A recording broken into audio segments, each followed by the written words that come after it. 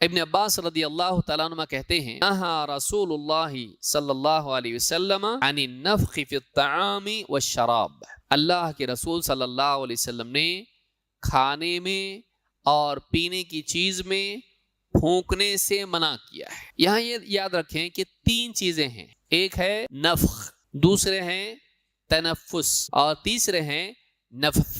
نفخ کس کو کہتے ہیں؟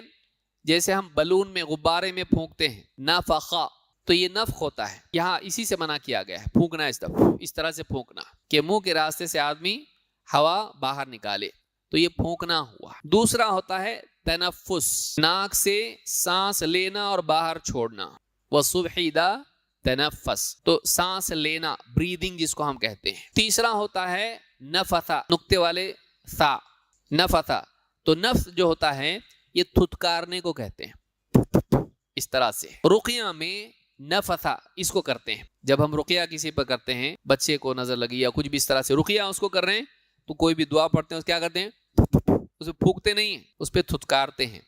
من شر النفاثات فی العقد، وہ نفثا جو ہوتا ہے وہ تھتکارنے کو کہتے ہیں۔ حدیث میں دو چیزوں سے منع کیا گیا ہے، ایک نفخ اور آگے جیسا آئے گا تنفس، یہ دونوں چیزیں منع ہیں، اور دونوں چیزوں پہ پھونکنے سے منع کیا گیا ہے، کھانے پر بھی اور پینے پر بھی، اس سے بچنا چاہیے۔ بیکٹیریا ہے نہیں ہے وہ بات کی بات ہے، ہم کو منع کیا گیا ہے، اسلام میں اللہ کے نبی صلی اللہ علیہ وسلم سے منع کیا ہے، اور بہتر یہ ہے کہ انسان کھانا ٹھنڈا کر کے کھائے، بہتر یہ ہے، مستحب یہ ہے کہ کھانے کا جو اس کی گرمی ہے وہ نکل جانے کے بعد اس کو کھایا جائے۔